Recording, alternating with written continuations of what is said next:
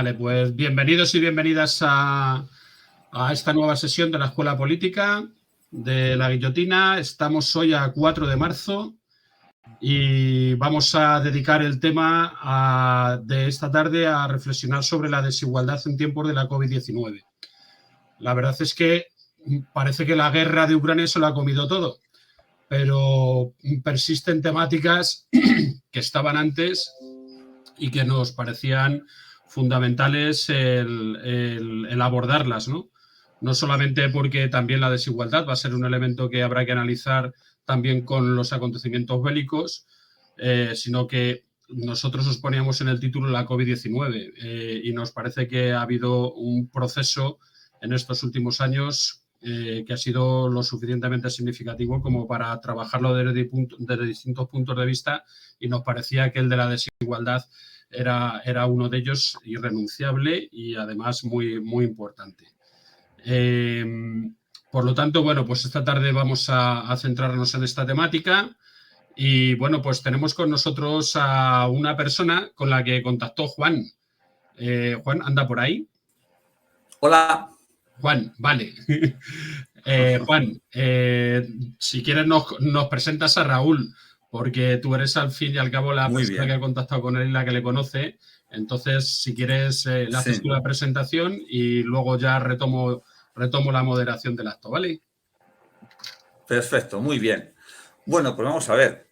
¿Qué os puedo decir de Raúl? Yo lo primero que destacaría es una cualidad personal, y es la sensibilidad y la empatía que él profesa hacia las personas que sufren pues, la exclusión, las injusticias y las diversas formas de marginación social. Y esto se percibe al poco tiempo de hablar sobre estas cuestiones, como vais a tener la oportunidad de comprobar en la de hoy, ¿no? Y desde un punto de vista formativo y profesional, pues Raúl es sociólogo, está especializado en exclusión social, integración y ciudadanía, y es representante de Cáritas en el Consejo Superior de Estadística. Es director de la revista de Documentación Social, coordina el equipo de estudios de Cáritas Española y es secretario técnico de la Fundación FOESA, fundación que, como sabéis, ha publicado recientemente un demoledor informe precisamente sobre la evolución de la cohesión social y las consecuencias de la COVID-19 en España, un en el que Raúl ha participado, ¿no?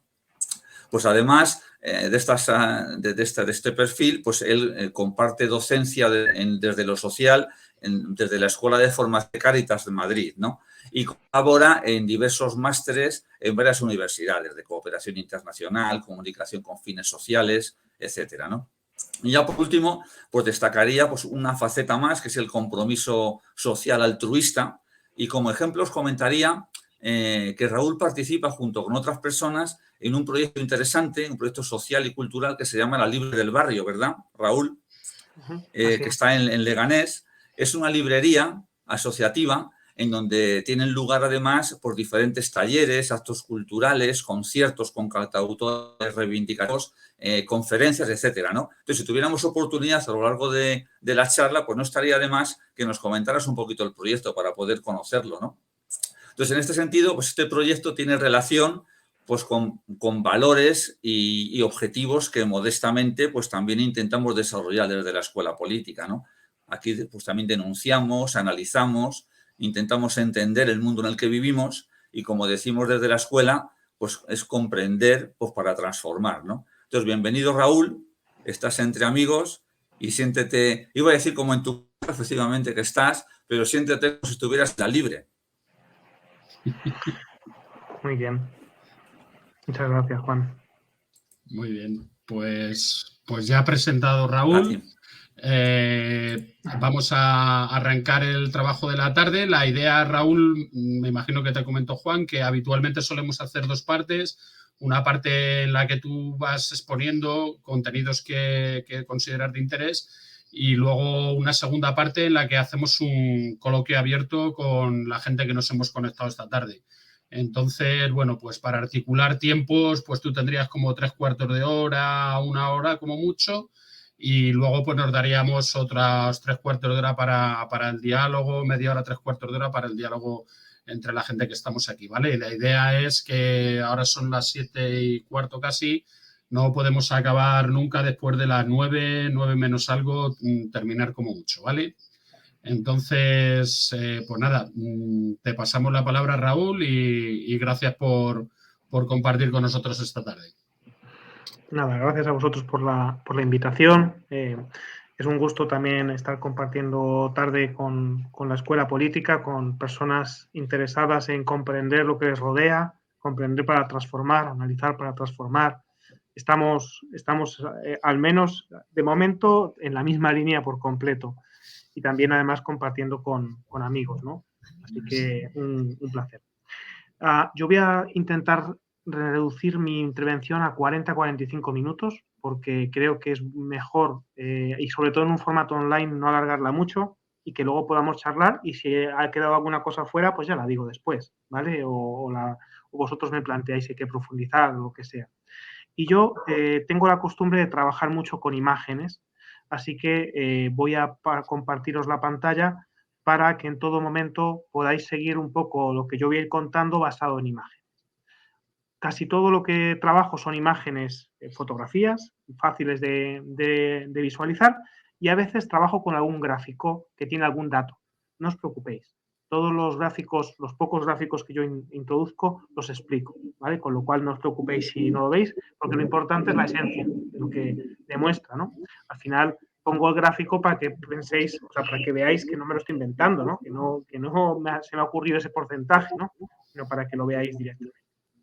Así que sin más preámbulos, os comparto la pantalla y os pediría así que me digáis si la estáis viendo.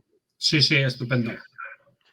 Vale, genial. Pues vamos a hablar de la desigualdad en tiempos de la COVID-19, pero más allá de los tiempos de la COVID-19, porque la desigualdad, bueno, pues no es una cosa de ahora, viene de lejos y hay que comprenderla de esa manera.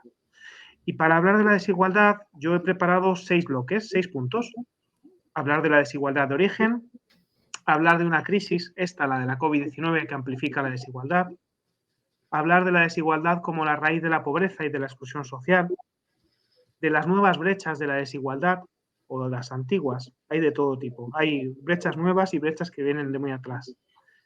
Hablar de una sociedad fracturada y terminar hablando de la política, de las políticas que tenemos a día de hoy para hacer frente a la desigualdad o de las que carecemos para hacer frente a la desigualdad.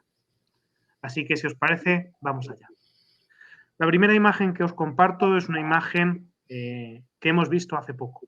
Es una imagen que hemos visto en los telediarios, que hemos visto en los periódicos, de hecho, The Times, algunos periódicos de estos a nivel internacional famosos abrieron en portada con alguna fotografía de esta realidad en España. Y la pregunta que yo me hago y os traslado es si esta fotografía nos destaca una nueva realidad, ¿no? Una nueva realidad de pobreza o de exclusión social, ¿no? Entre aquellas personas que están haciendo cola para recoger alimentos. La experiencia y la evidencia empírica nos dice que no, que esto no es una nueva realidad. De hecho, la necesidad de acudir a lugares para que les ayuden para pagar el alquiler, para pagar un recibo de la luz o incluso para recoger alimentos, es algo que viene de muy lejos. Lo que esta crisis nos ha dado de diferente es que esta crisis ha visibilizado más este fenómeno, porque no podíamos hacer las colas dentro de los locales parroquiales, dentro de los locales de Cruz Roja, no, había que hacer las colas fuera para poder de esa manera mantener mayor distancia social y estar de alguna forma más aireados y menos expuestos al contagio. Ese es el cambio que ha habido con esta crisis. ¿Ha habido más personas? Pues igual algunas más, sí, efectivamente. Esta crisis ha llevado a más personas a esas colas, pero en realidad el fenómeno es el mismo fenómeno de siempre, solo que se ha visibilizado por efecto de las restricciones que hemos vivido. Por tanto, la crisis que vivimos no nos habla de que la desigualdad sea algo coyuntural. Una crisis, en realidad vivimos una crisis estructural de desigualdad, una crisis que viene desde hace muchos años. Y es una imagen, la que ahora uso para comprender esto, que yo la relaciono con la situación de un enfermo crónico, ¿no? Un enfermo crónico significa aquella persona que ya tiene una situación de debilidad, de dificultad en su enfermedad y que eso le hace estar con dificultades y con necesidades de cuidados, ¿no? Esta es la realidad de nuestra sociedad en términos de desigualdad, de pobreza o de exclusión social. Es la realidad de un enfermo crónico que en esta crisis ha tenido un episodio agudo, pero la enfermedad ya venía muy de lejos, ¿no? Y ese episodio agudo sí que ha provocado, bueno, pues ha sido provocado por las consecuencias sociales y económicas de la crisis del coronavirus, ¿no? Pero en cualquier caso, hay que reconocer que la situación de desigualdad, de pobreza, de esas personas pobres y vulnerables es algo que viene de bastante lejos. De hecho, lo que decimos es que la desigualdad no es una realidad que exista durante la crisis y que desaparezca en los momentos de bonanza económica, ¿no? La desigualdad y la pobreza es una realidad permanente que crece mucho cuando llegan crisis, como la gran recesión del año 2008 o como la crisis de la COVID-19, pero que se reduce poco o a veces incluso sigue aumentando cuando llega la época de bonanza económica, especialmente la desigualdad. Hay veces que no solo aumenta en la época de crisis, sino que luego llega el crecimiento económico, la bonanza y también vuelve a aumentar. Dicho esto, por tanto, si nos encontramos ante una crisis estructural y la desigualdad no es algo nuevo, sino que es una desigualdad que viene de atrás, sí que quería compartiros cómo nos pilló esta crisis en términos de pobreza, de exclusión social, de condiciones de vida cuando llegó la COVID-19. Y aquí cabe destacar varias cosas. Lo primero es que nos pilló con más de 3 millones de personas desempleadas. Sí, justo antes de la COVID todavía había más de 3 millones de personas desempleadas. Y la tasa de desempleo casi duplicaba la tasa de desempleo que teníamos antes de que empezara la crisis del año 2008. Es decir, después de todos los años de la crisis del año 2008 y de los años de bonanza y de recuperación económica que surgieron a partir del año 2014, todavía en 2020 teníamos casi el doble de tasa de desempleo que antes de que empezara la gran recesión del año 2008. Además, la crisis de la COVID-19 nos pilló con un incremento prolongado de la desigualdad. La desigualdad creció mucho en época de crisis y siguió creciendo en época de bonanza económica. Luego veremos alguna imagen que nos explica esto. Pero además la crisis de la COVID nos pilló con un buen número de personas, en torno a 8 millones de personas que sufrían situaciones, evidencias de exclusión social. Y otra parte de la población que no estaban afectados de manera importante por rasgos de exclusión social, pero que vivían lo que denominamos la sociedad insegura, ¿vale? Luego lo abordaré un poquito más, ¿no? Personas que estaban en el filo de la navaja, podríamos decir. Y junto a todo esto, hay que destacar que la COVID-19 nos pilla en un momento en el cual el empleo, el trabajo, ha perdido su función de integración social, ha perdido su función de incluirnos en el conjunto de la sociedad. Ya vamos con los gráficos, no os preocupéis, son fáciles de comprender y de seguir, ¿vale? Pero es importante demostrar cómo la desigualdad venía creciendo en todo el periodo desde el año 2008 al año 2017. Es decir, tanto en época de crisis como en época de bonanza económica, la desigualdad está creciendo. Cojo aquí yo el puntero para haceros ver esta parte del gráfico. Quiero que nos fijemos solamente en esta parte. Algo que se escuchó en la etapa de la crisis de la gran recesión del año 2008 es que todos nos habíamos tenido que ajustar el cinturón. Pero la experiencia de muchas familias y la evidencia empírica que nos da el análisis de los datos nos dice que era una gran mentira. No nos ajustamos todos el cinturón. De hecho, hubo personas que se lo ajustaron y mucho y otras personas que no se lo ajustaron, incluso se lo aflojaron un poco. Los datos que vemos en la parte de abajo de este gráfico para España y para Madrid nos demuestran cómo el 20% de la población más pobre, representado por un cuadradito, estos de aquí abajo, perdieron renta. Los más pobres perdieron un 13% de su renta en el conjunto de España y hasta casi un 30% de su renta en la Comunidad de Madrid. Sin embargo, en ese mismo periodo 2008-2017, los que están representados con el círculo azulito, que son el 20% con más renta, dicho más fácilmente, el 20% más rico, no solamente no perdieron renta, sino que incrementaron su renta, un 2,7% en España y un 3,6% más de renta en la Comunidad de Madrid. Por tanto, demostramos fehacientemente que la desigualdad en términos económicos, en términos de renta, sufrió un importante crecimiento tanto durante la época de crisis económica, de la gran recesión, como en los años de bonanza económica que siguieron a continuación.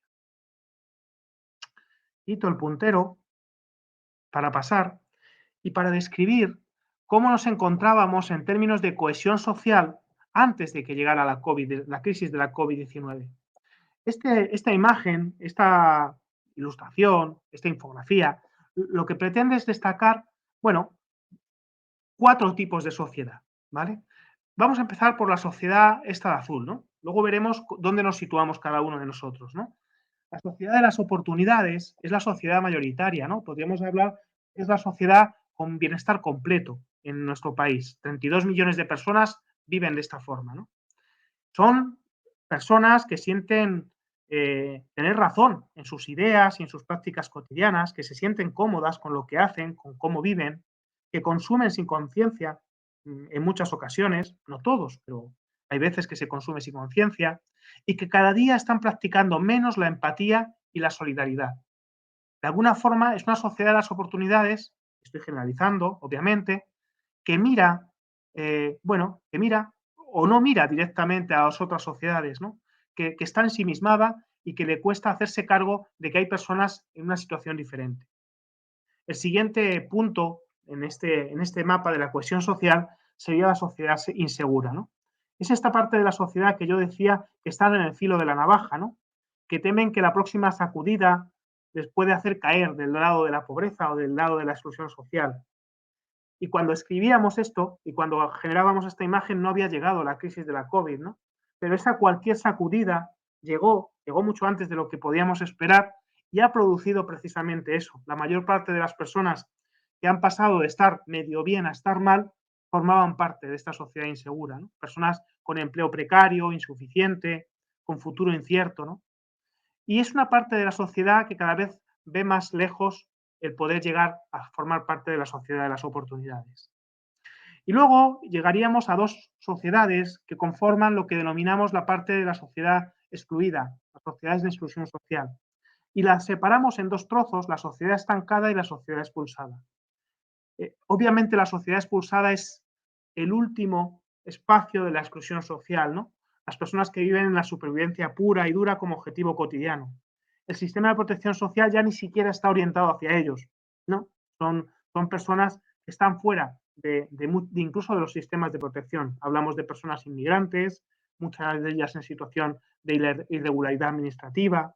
Y esta sociedad expulsada es una parte de la sociedad que ha roto vínculos con el resto, ¿no? Que obviamente sienten que no les tienen en cuenta, que no hacen cosas para ellos y bueno, tratan de salir adelante por sí mismos, obviamente con muchas dificultades.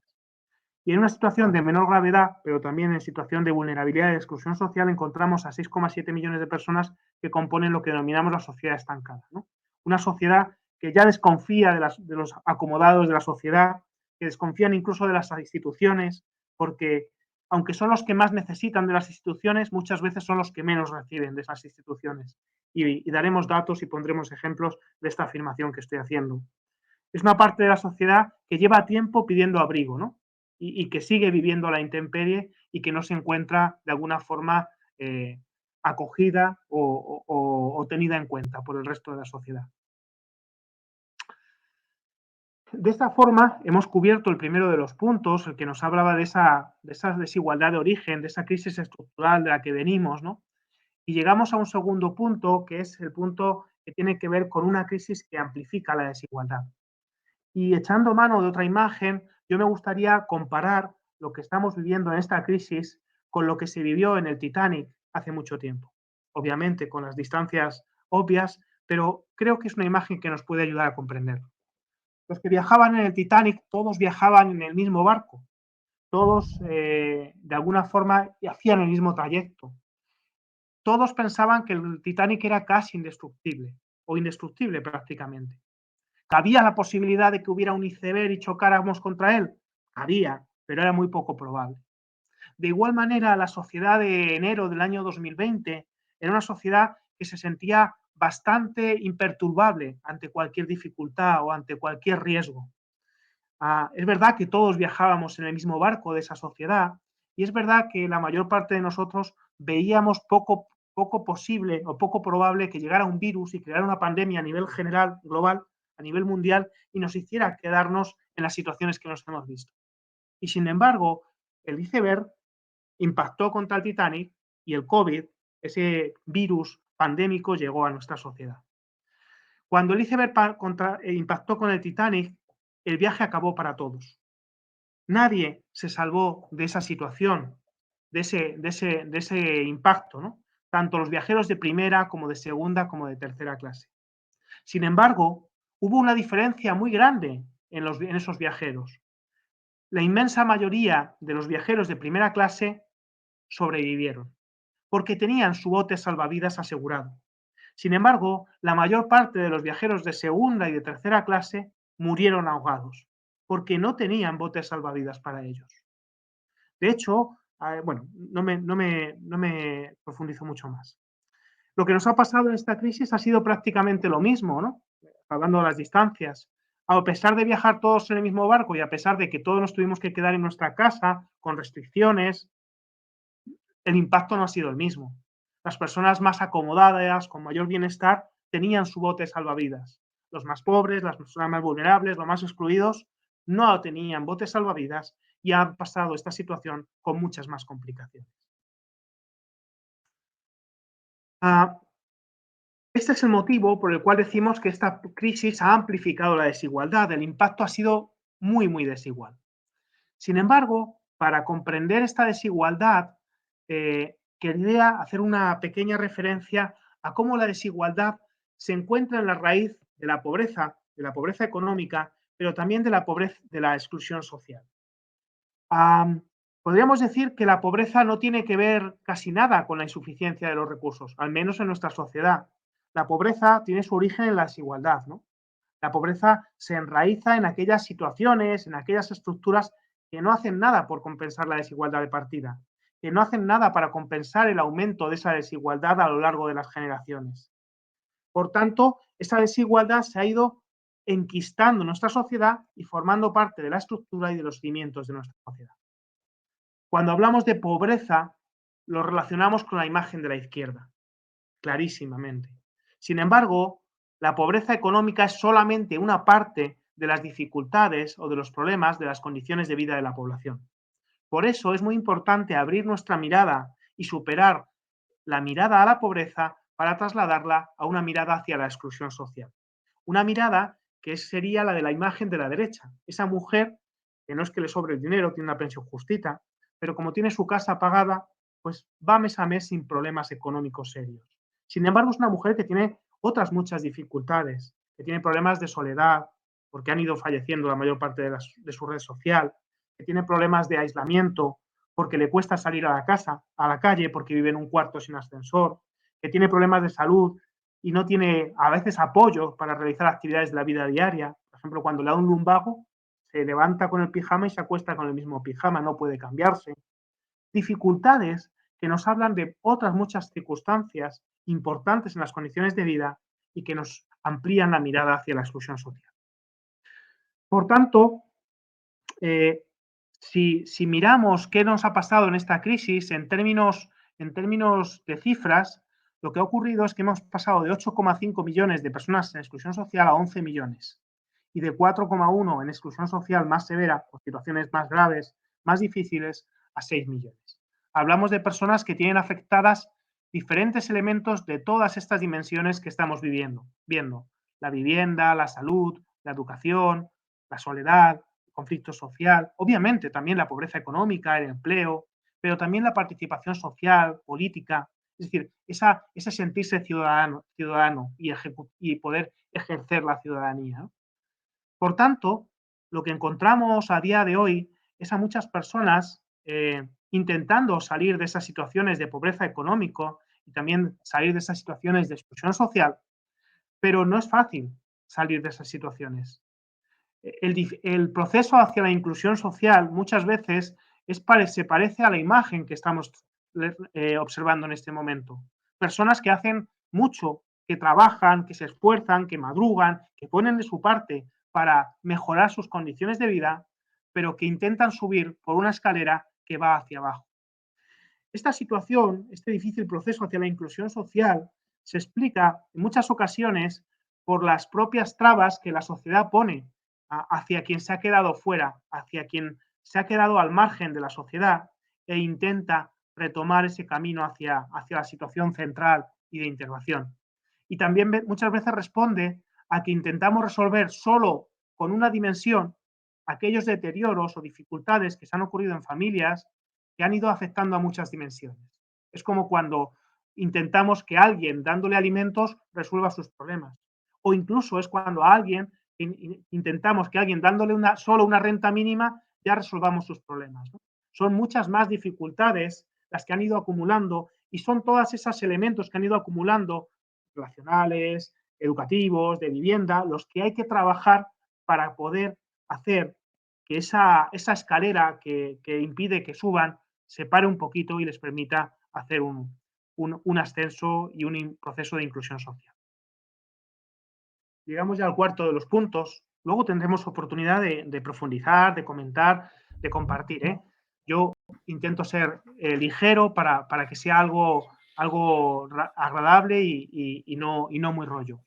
Y es el apartado de las brechas de la desigualdad, ¿vale? Yo aquí voy a destacar hoy solamente 5 brechas, ¿vale? Por los tiempos que tenemos. La brecha de ingresos, la brecha de empleo, la brecha de la exclusión social, la brecha digital y la brecha territorial. Son brechas algunas muy viejas, muy antiguas y algunas nuevas que han llegado en estos momentos. La primera de la brecha que yo quiero destacar es la brecha de ingresos. Para observar esta brecha me gustaría que vierais este edificio de 5 plantas y que entendierais que hemos clasificado a la sociedad en cada una de estas 5 plantas, siendo la primera planta aquella en la que viven las personas con menos ingresos y la quinta planta las personas que viven aquella en la que viven las personas con más ingresos. Obviamente podríamos establecer que en la tercera planta estaría como la clase media aproximadamente. ¿Qué ha ocurrido desde el año 2018 al año 2021? Que ha aumentado un 30% la distancia entre los ingresos, entre las rentas de la primera y de la quinta planta. Un 30% en apenas 3 años. Este es un incremento bastante superior al que se produjo durante toda la crisis de la gran recesión, desde el año 2008 hasta aproximadamente el año 2013. Por tanto, ha sido una crisis que ha acelerado mucho la desigualdad en términos de renta. Pero para verlo mucho más claro, me gustaría destacar que tenemos un 20% menos de renta entre los más pobres, entre los que tienen menos ingresos, y en ese mismo periodo, los de la quinta planta no solamente no han perdido, sino que han vuelto a incrementar su renta un 5% más. Pero la brecha no solamente se ha reflejado en términos de desigualdad, es una brecha que también se ha reflejado en términos de empleo. En la imagen lo que queremos demostrar es que en ese puzzle en el cual el empleo nos permite la inclusión social, el consumo, la vivienda, las relaciones sociales, la protección social, la formación, hay muchas piezas que no encajan. Evidentemente, la situación más grave es la del desempleo, pero hay otras muchas situaciones en las cuales sí que hay empleo, pero no permiten un encaje de las piezas. La brecha salarial, en los empleos de exclusión, la parcialidad indeseada, la economía informal, la temporalidad, etcétera, etcétera. Y esta crisis no ha creado esta situación, esto es algo nuevo. Esta imagen la creamos en el año 2019. Esta crisis lo que ha hecho es impactar todavía mucho más en la economía y en las rentas del trabajo y generar 2 efectos. Un empeoramiento de las condiciones de trabajo y más barreras de acceso para las personas desempleadas. Esta es la imagen que viven muchas personas cada uno de los días y cada uno de los meses, cada uno de los años de su vida en estos momentos en relación con el empleo. Esta es la imagen de alguien que está con el agua al cuello, pero que cuando consigue tener un empleo de 2 o 3 mesecitos, toma aire, respira, recupera y además le toca hacer una cosa, coger un poquito de aire para cuando no tenga ese empleo y se vuelva a hundir. En estos momentos tenemos un problema igual de grave que el desempleo, que es la inestabilidad laboral grave. 2 millones de hogares dependen económicamente de una persona que está en inestabilidad laboral grave. Es decir, que entra y sale del mercado laboral constantemente, que alterna periodos de activación, de ocupación con periodos de desempleo y que, por tanto, a pesar de que tiene que pagar 12 meses al año de alquiler, no trabaja 12 meses como para generar ingresos para ese pago. A pesar de que tiene que comer todos los días, no trabaja las 8 horas que necesitaría para llegar a esa situación. Por tanto, hay que destacar que lo que más diferencia en estos momentos las condiciones de vida no es tener o no tener un trabajo, sino tener o no tener un buen trabajo. A día de hoy, casi la mitad de las personas a las que acompañamos desde Cáritas, alguien del hogar está trabajando. Y a pesar de eso, no consiguen salir adelante, no consiguen que ese trabajo sea lo suficientemente protector. Esta es la imagen de cuando no está tocando trabajar en ese momento, o de cuando en vez de trabajar 6 horas, consiguen solamente trabajar 2 horas. No porque quieran trabajar 2 horas, sino porque es lo que hay. Esta es la oportunidad, ¿no?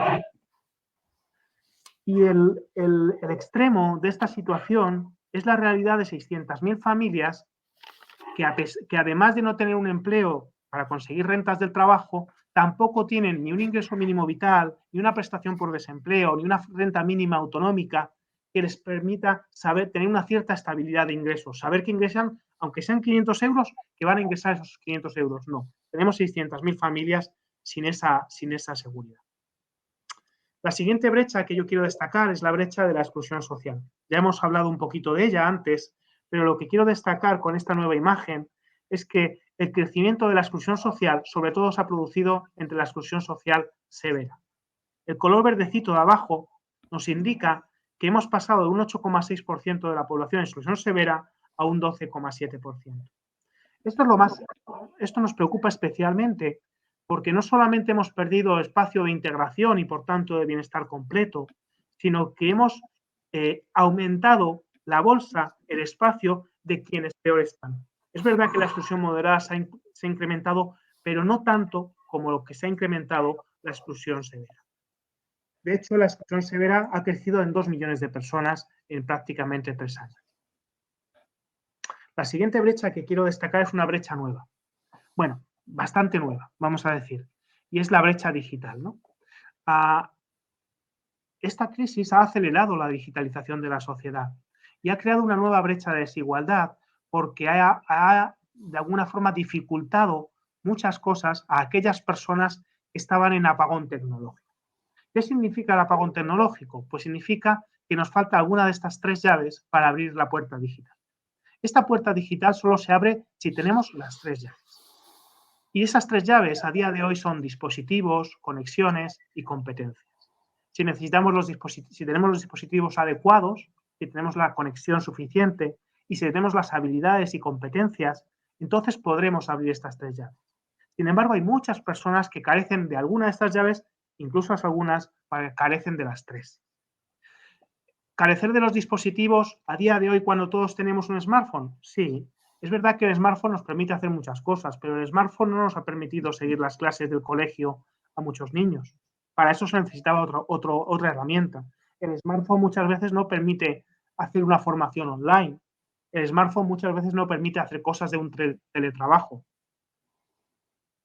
Es verdad que la conexión con Internet la tenemos casi todos en nuestro smartphone.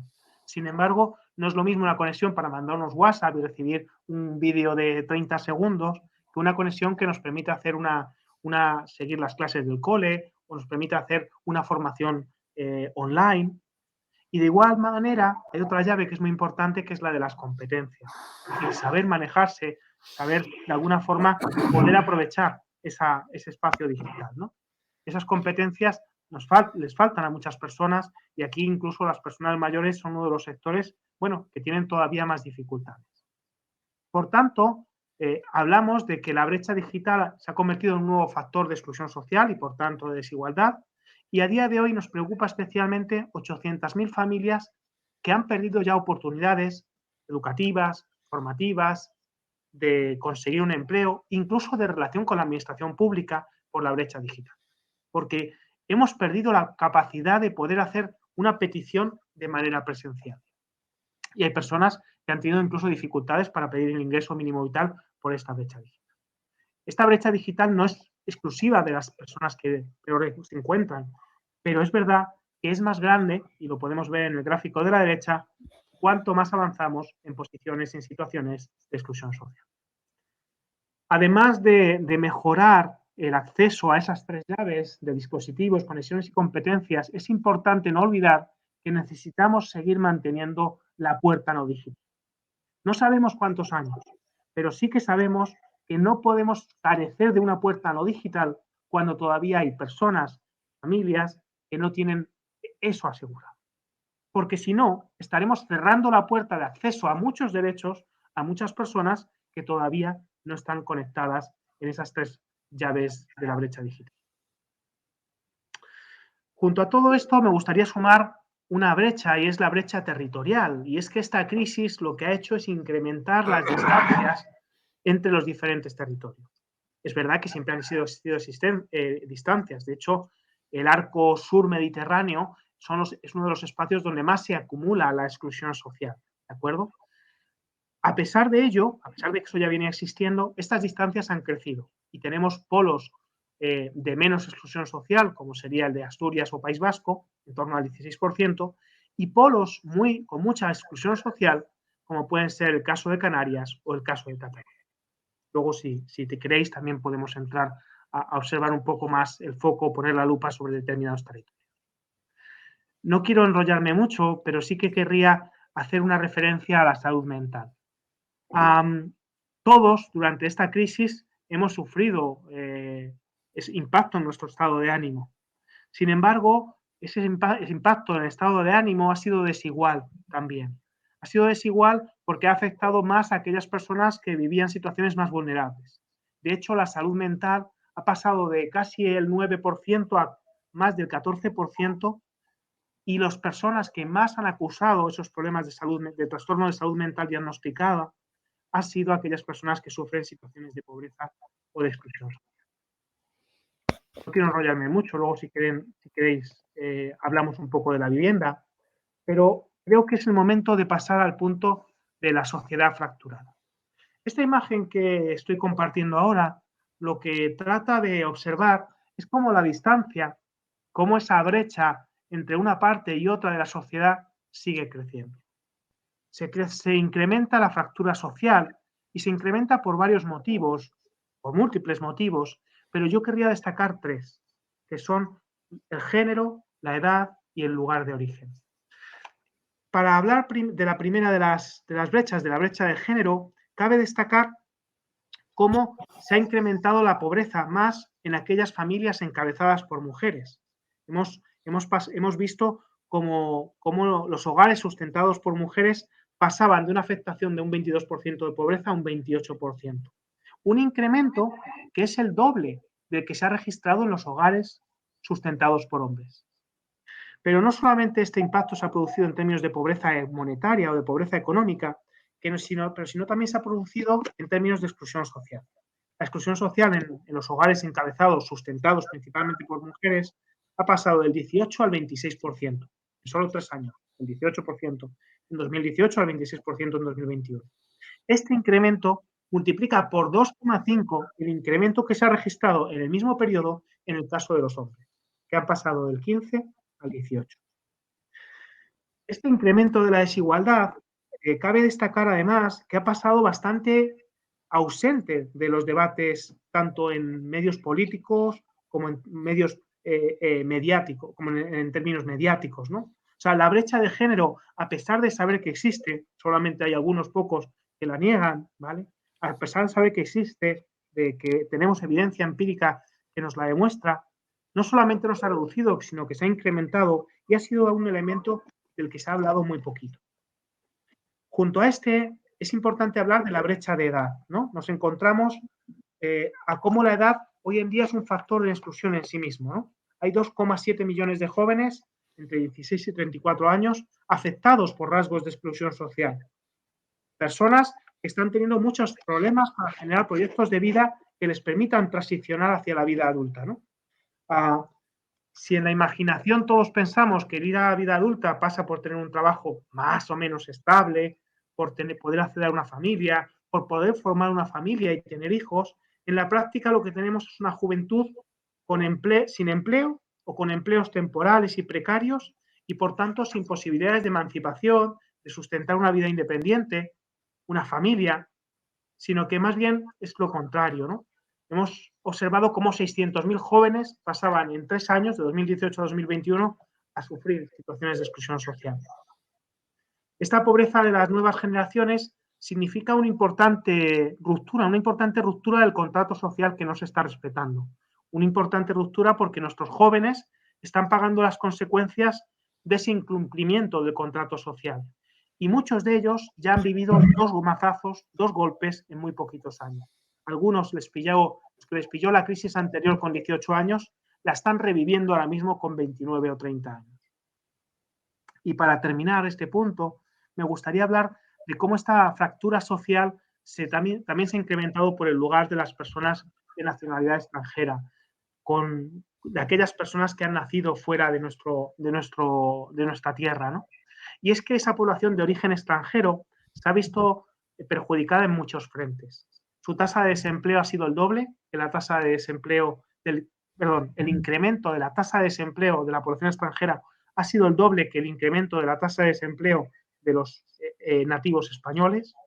Han sufrido más incidencia de la COVID-19, han tenido más consecuencias a nivel laboral negativos, se han podido acoger en menor medida a los esquemas de protección de los ERTE. Y para resumir todo esto, habría que destacar que 1 de cada 2 personas de origen extranjero sufren situaciones de exclusión social en estos momentos, lo que significa 3 veces más incidencia de la exclusión social entre las personas de origen extranjero que entre los hogares españoles. Este impacto desigual y sociedad fracturada se puede representar con la imagen que estamos viendo ahora mismo, ¿no? Esa imagen en la cual afectan más a aquellas personas extranjeras, aquellas madres que les toca salir adelante con la familia, hogares monoparentales, y sobre todo a aquellos jóvenes que están en esta etapa de crianza, ¿no? Que tienen niñas o adolescentes a su cargo. Llegamos al último de los puntos para cumplir y ser respetuosos con el tiempo y terminar en lo que me han marcado. Y es un punto en el cual me gustaría aterrizar de manera muy ligera, obviamente, en cuáles son las políticas que podemos poner en marcha para hacer frente a la desigualdad. Y, de hecho, en qué políticas estamos poniendo en marcha para hacer frente a esa desigualdad, ¿no? Las situaciones de pobreza o desigualdad se explican de una manera sencilla, ¿no? Cuando podemos identificar la desigualdad primaria, esa desigualdad que genera el mercado de trabajo, ¿no? Y cómo esa pobreza primaria cambia cuando aplicamos transferencias sociales, es decir, cuando generamos una protección social, ¿no? Y esta imagen nos permite ver la capacidad que tienen esas herramientas redistributivas de impuestos y prestaciones para modificar esa desigualdad primaria. Voy a ir ya a un gráfico para explicarlo muy rápidamente. Quiero que os fijéis en las barras de color clarito. Las barras de color clarito nos muestran cuál es la pobreza primaria de los diferentes países. Por ejemplo, en España, que la hemos destacado en azul, tiene una pobreza primaria bastante alta, ¿vale? De las pobrezas primarias más altas de la Unión Europea. Sin embargo, cuando se aplican esas transferencias sociales, esa protección social, la pobreza de España se reduce. Sin embargo, el porcentaje de reducción no es muy alto en el caso español. Vamos a ver otros ejemplos. Fijémonos, por ejemplo, en Suecia, que para muchos de nosotros es el paradigma de un país en el cual hay bienestar y se vive bien. La pobreza primaria de Suecia es superior a la pobreza primaria de España.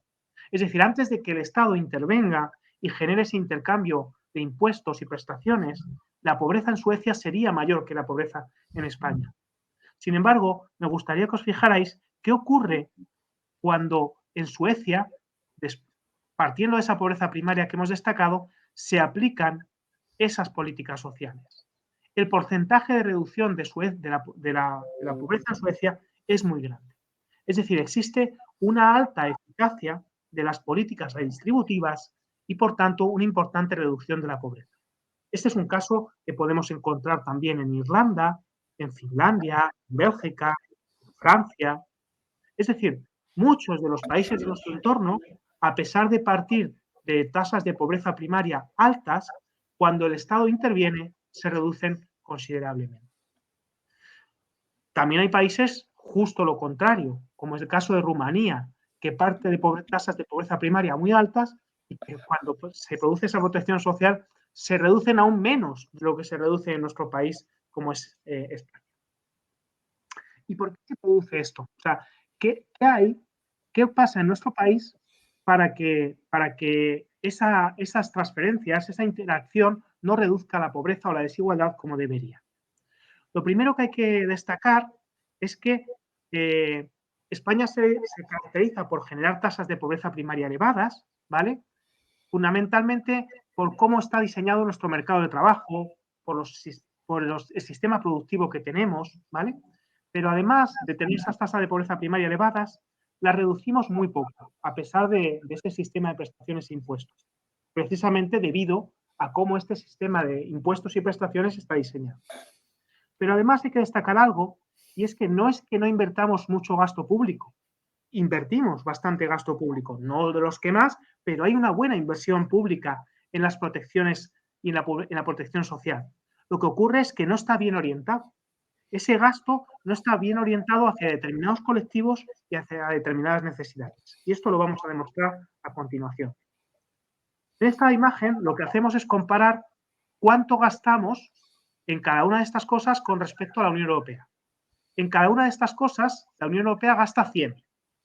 Y frente a esos 100 que gasta la Unión Europea, en España, por ejemplo, nosotros gastamos 135 en pensiones no contributivas de vejez. Es decir, dedicamos mucho más que la media de la Unión Europea en las pensiones no contributivas. También dedicamos mucho más en desempleo contributivo y asistencial. Sin embargo, dedicamos 70, en vez de 100, solo 70, es decir, 30 euros, 30% menos en el total de la protección social. Dedicamos algo menos en las pensiones de vejez, pero en lo que dedicamos muchísimo menos es en las rentas mínimas de inserción y en las prestaciones por hijo a cargo, como podemos ver aquí. Es decir, tenemos un gasto dedicado a prestaciones muy poco orientado a proteger la etapa de crianza y a la familia y a los menores, y muy poco orientado a proteger las rentas mínimas de inserción, que son esa red última de protección de las familias que lo están pasando mal. Esta no es la única razón por la que ocurre esta poca reducción de la pobreza primaria. Hay una segunda razón y la encontramos en este gráfico que, insisto, no os asustéis, es fácil de comprender. Vamos a ver dónde está la línea de España. Aquí está la línea de España, aquí, de las últimas. ¿Qué significa este gráfico? La barra azul, perdón, el triangulito amarillo significa el porcentaje de inversión que hacemos en transferencias sociales al conjunto de la sociedad. Si cogemos a todos los españoles, la media es que los españoles reciben en torno a un 20 y pico % de transferencias sociales del Estado. ¿Vale? Sin embargo, cuando miramos cuánto reciben los más pobres, los que están en el 20% con menos renta, vemos que a estos solamente les llega aproximadamente un 12% de esas transferencias sociales. ¿Qué significa esto? Esto significa que esa protección social no está bien orientada y diseñada a los que más sufren, a los más vulnerables o a los más pobres. Esto significa que la protección social está más orientada hacia las clases medias. Y esto es lo que se conoce como el estado de bienestar oculto. Es decir, como muchas posibilidades que tienen esa clase media y que no se visibilizan como elementos que estén recibiendo o que estén beneficiando y mejorando sus condiciones de vida. Vamos a poner un ejemplo muy al contrario. Por ejemplo, en Dinamarca vemos cómo el conjunto de la población recibe en torno a un 14% de transferencias, mientras que los más pobres reciben casi un 35%.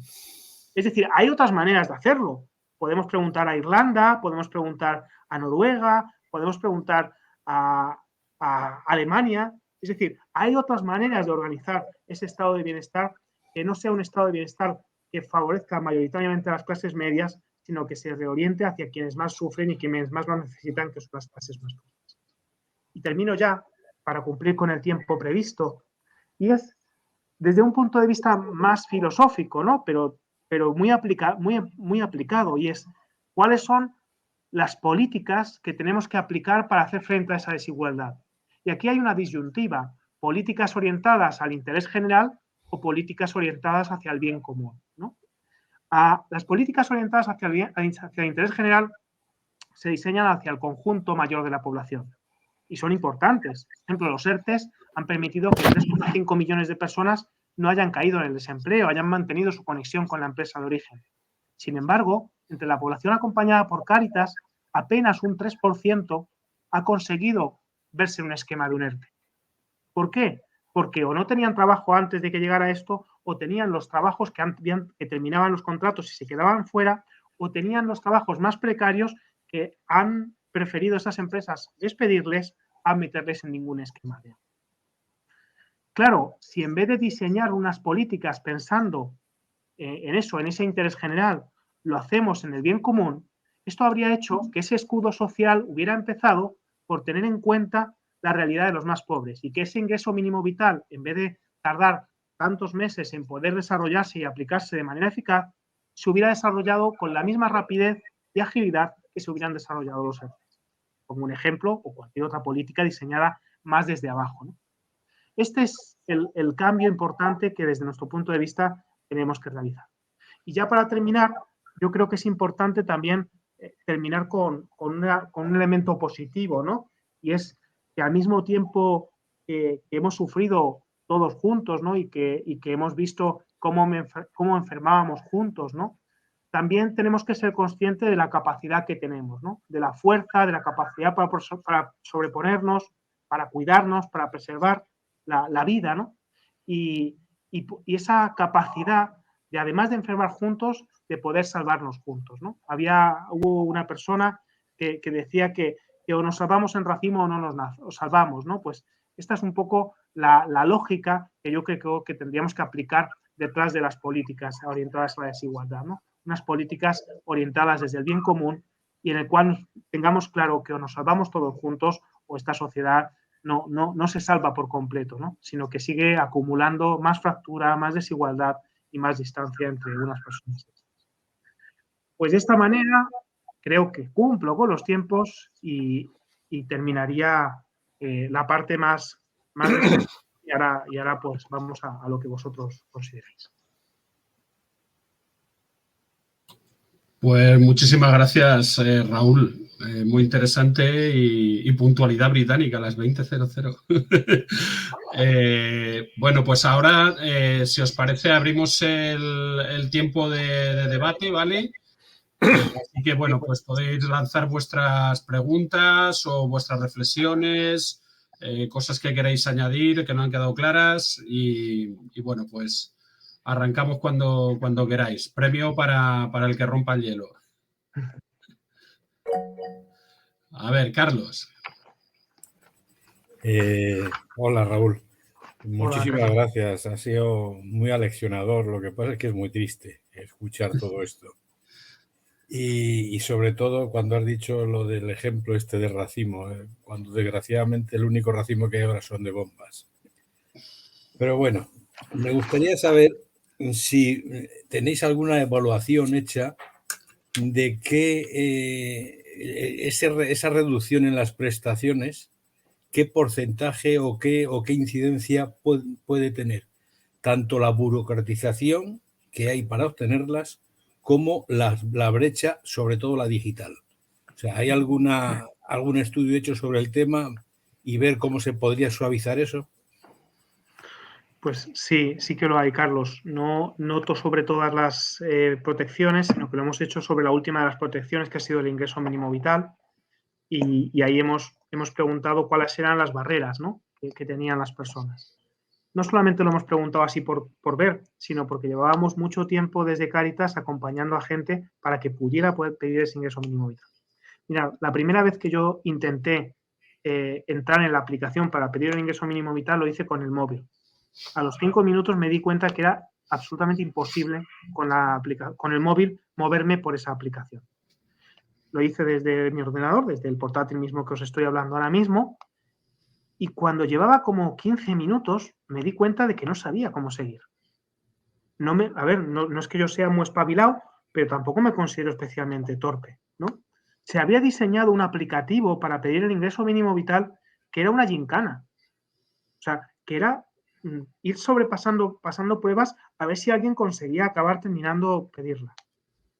En ese momento empezamos ya a generar denuncia, incidencia política con el ministerio y eso fue mejorando poco a poco. Pero no deja de ser una barrera para muchas personas que necesitan un ordenador y alguien que les ayude. Muchos de los compañeros de Cáritas se pasan horas ayudando a la gente, a las personas que vienen y que les acompañamos para que puedan pedir el ingreso mínimo vital. Por tanto, no solamente existe un tema de brecha digital, sino que existe también un tema de exceso de burocracia. Pero además yo querría meter otro elemento, y es algo que llevamos pidiendo al Ministerio mucho tiempo, y es que en vez de diseñar una medida, una protección social desde la desconfianza y desde la culpabilización del pobre que me quiere engañar, diseñen esa misma protección desde una declaración responsable. Me explico. Yo ahora voy a cambiar de casa. La constructora que construye mi casa, con tan solo una declaración responsable de que la casa está bien, ya puede entregarme el piso. Esto antes no era así. Antes tenía que ir unos técnicos y revisar que efectivamente estaba bien. Eso, a día de hoy, es suficiente. Sin embargo, una persona pobre no puede hacer una declaración responsable y decir no estoy teniendo ingresos en los últimos 2 meses, necesito una protección social. Que luego, evidentemente, se comprueba, ¿vale? Y si se comprueba y hay algo que no está bien, se le plantea a esa persona, oiga, que usted ha pedido esto y sí que tuvo estos ingresos, tiene que devolvernoslo. Por supuesto, si no, no se trata de darle a nadie algo si no le corresponde. Lo que se trata es de actuar de manera urgente y cubrir esa necesidad sin partir de la base de que el pobre quiere engañarme y viene a coger el dinero y a llevárselo, para gastárselo en vino o como estas cosas de imágenes de antes, ¿no? Por tanto, no solamente hablamos de brecha digital, no solamente hablamos de burocracia, también hablamos de un diseño totalmente inapropiado y que genera dificultades y barreras añadidas a las personas para llegar a poder pedir esa prestación social. Fidel,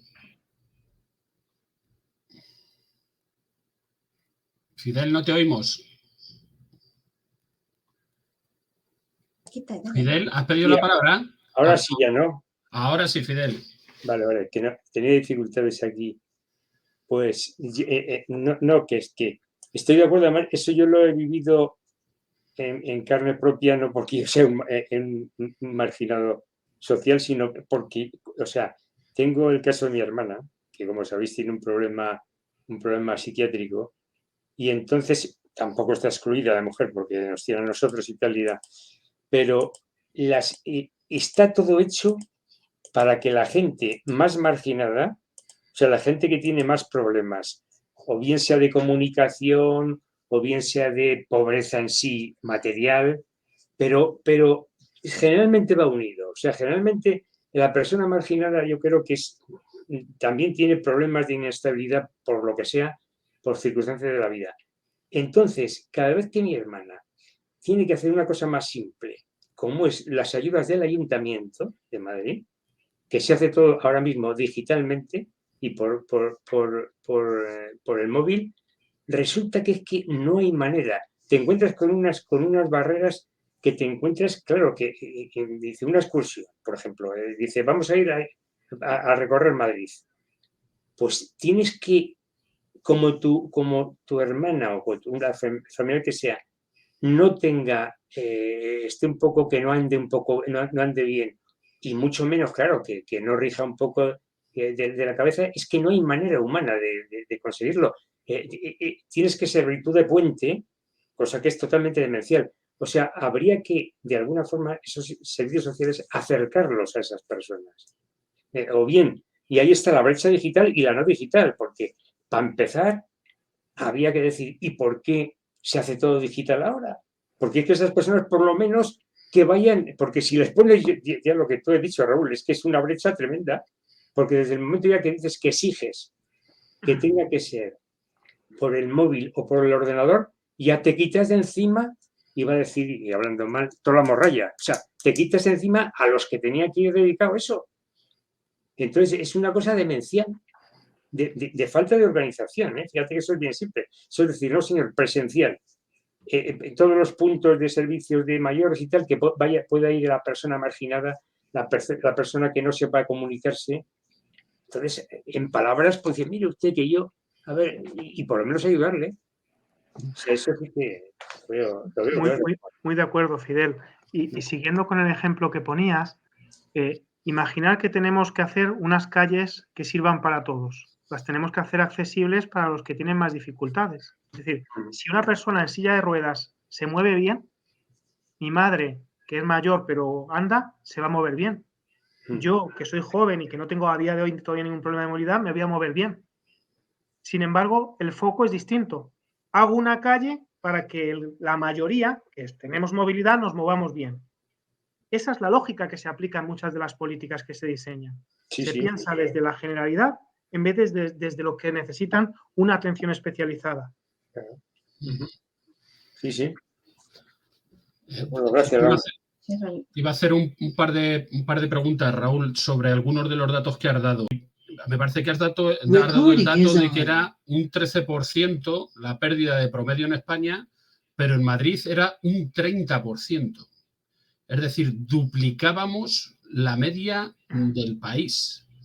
Quería preguntarte por si qué elementos diferencian Madrid en sus políticas para que el 20% de la gente más humilde llegue a perder un 30% cuando en el resto del estado es solo un 13%. Y luego otra que me ha llamado también la atención por el tema de que son regiones con un nivel de renta alto, es la que has planteado también en el dibujo de la brecha territorial. Y has citado Canarias y me parece que Cataluña tenía, me parece que era un 29% o algo así. Vuelvo a hacer la misma pregunta. ¿Qué es lo que hace que una región con una renta tan alta como Cataluña, etcétera, etcétera, también aparezca con un nivel de desequilibrio territorial encabezando el Estado? Muy, muy interesantes, Joaquín, ambas preguntas. Bueno, lo primero que hago es corroborar los datos que planteabas. La reducción de la renta de la primera planta del edificio en Madrid es cercano al 30% frente al 13% general. Esta tendencia o esta evolución no solo tiene que ver con las políticas. De hecho, yo diría que las políticas tienen que ver algo, pero no es lo que más tiene que ver. Tienen que ver sobre todo las composiciones sociodemográficas y el modelo productivo de cada territorio. Me explico. Madrid es un espacio que acumula un mayor peso de población extranjera y también un mayor peso de población extranjera en situación administrativa irregular.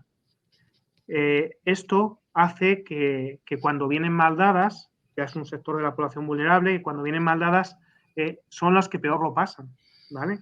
Por poner un ejemplo, no tienen derecho ni siquiera a un ingreso mínimo vital, ni siquiera a una renta mínima, ¿de acuerdo? Por tanto, esas características de mayor peso de población más vulnerable hace que territorios como Madrid, como Cataluña, ¿vale?, se sufran más estos elementos. Por otro lado, también tiene que ver con el modelo productivo, ¿de acuerdo?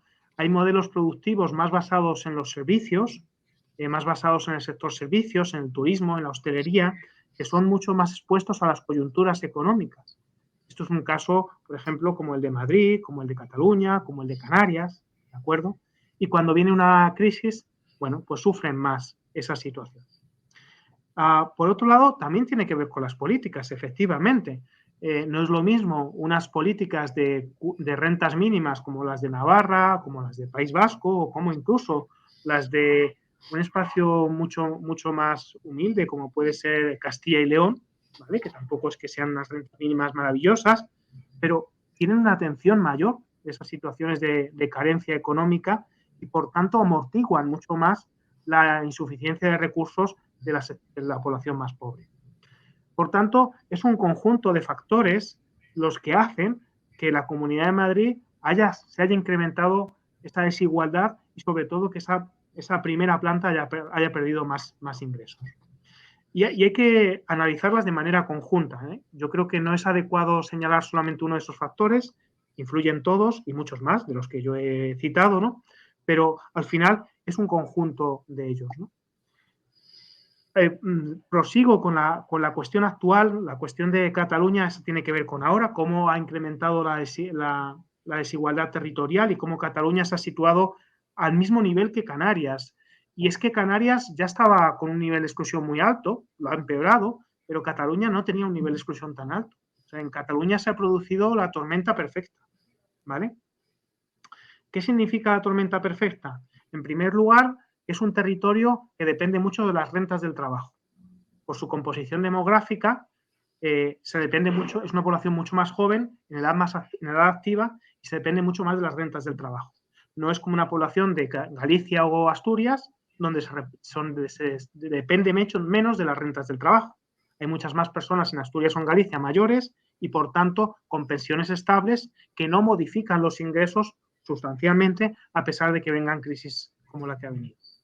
En segundo lugar, Cataluña es un territorio con una gran exposición al sector servicios, ¿vale? El sector servicios, el sector relacionado con el turismo, ha estado muy expuesto precisamente por esta crisis y ha sufrido mucho esa reducción de esa actividad económica.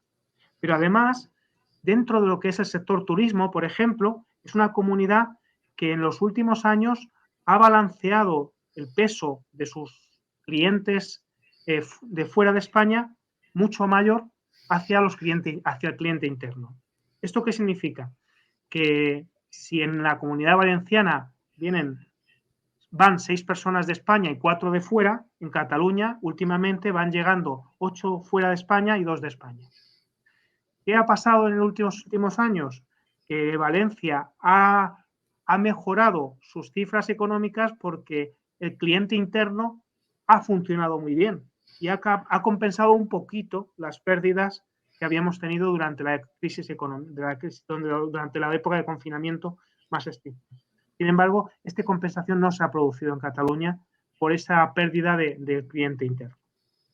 Junto a todo esto, en Cataluña hay otro factor que influye y es la megápolis. En España tenemos 2 grandes metrópolis o 2 megápolis, ¿no? Que son Barcelona y Madrid. Cuando vienen mal dadas, no es lo mismo vivir en mi pueblo de Córdoba que vivir en Barcelona o en Madrid. En mi pueblo de Córdoba, tú con 700 euros aguantas. En Barcelona no pagas ni la vivienda. Es decir, no te da ni para pagar el alquiler. O sea, con lo cual no aguantas nada. Y esto tiene que ver con los precios, con el precio de la vida, con lo que cuesta vivir en las grandes metrópolis. Junto a todo esto, Cataluña es un territorio con alta población de origen extranjero y yo diría, por las cifras que manejamos, son cifras nuestras de Cáritas, pero son bastante representativas, que es donde mayor proporción de población en situación administrativa irregular se concentra. Por tanto, los más vulnerables tienen más peso allí y, por tanto, esa mayor vulnerabilidad tira hacia abajo de las condiciones, de la media de las condiciones del conjunto del territorio. ¿Se pueden añadir más cosas? Se pueden añadir más cosas. Problemas de entendimiento entre los diferentes niveles de gobernanza, el nivel de gobernanza municipal, autonómico y especialmente problemas de entendimiento con el nivel de gobernanza estatal. Es decir, hay muchos factores que han creado esa tormenta perfecta en el caso de Cataluña y que han provocado esta situación que veíamos en el gráfico. Vale, gracias. ¿Alguna intervención que queráis hacer? Si no, yo te iba a hacer otra pregunta, Raúl, también. Lo digo porque has hablado de un concepto de desigualdad primaria y me parece que en el escrito que ponías ahí aparecía el mercado. Y lo digo porque no estamos mencionando al mercado y me parece que es quizás, lo digo porque hace no mucho estaba yo también en una charla que dieron sobre el tema de los impuestos y cómo se estaba haciendo todo el tema de la evasión y la elusión fiscal y todo este tipo de cosas. Y claro, yo les preguntaba, y te paso también a ti la pregunta, en el sentido un poco de la causalidad de todo esto. Parece como que tenemos un elemento primario generador de desigualdad, que es el mercado, y luego lo que intentamos es hacer elementos correctivos que lo que hacen es decir, espera, se ha producido una desigualdad por un elemento generador de desigualdad que es el mercado, y ahora vamos a empezar a ponernos a corregir. ¿Y qué es lo que pasa? Que cuando la desigualdad es muy grande, los que están arriba en esa dinámica de desigualdad generan una cantidad de acumulación de poder que son capaces algunas veces incluso de condicionar las políticas de los propios estados.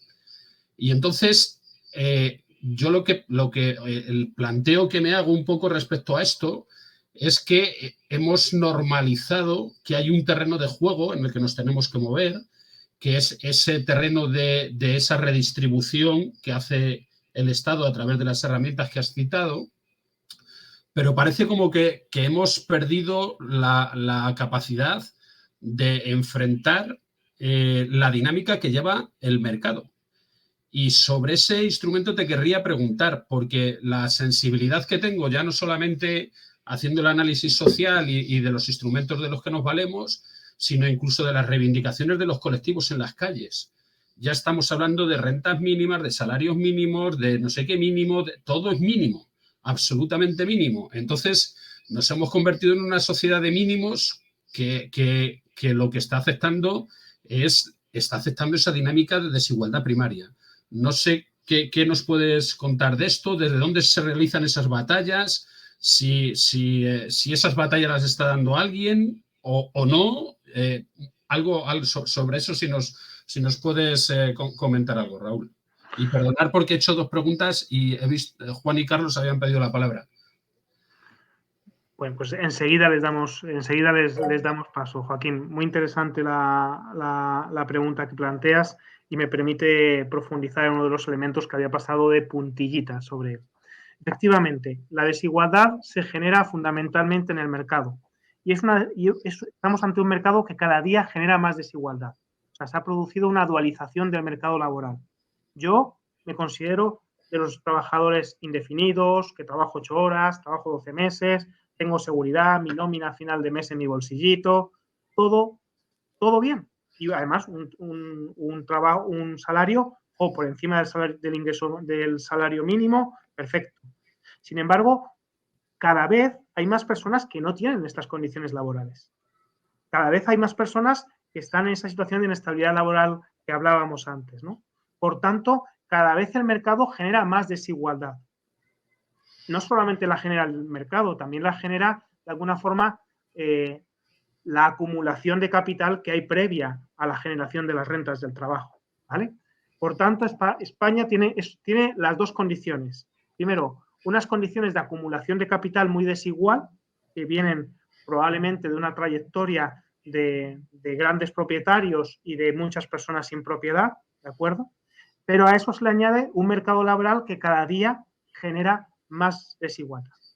Y frente a eso, nos encontramos con un saco limitado de recursos para redistribuir y tratar de reducir esa desigualdad. Algo que cada día nos va a resultar más complicado, porque cada día la diferencia es más grande y porque los recursos no se incrementan fácilmente. Por tanto, esas políticas redistributivas, no digo yo que no tengan que seguir se tengan que seguir haciendo y que pongamos énfasis en ello, obviamente, y que las dirijamos mucho mejor de las que las estamos dirigiendo.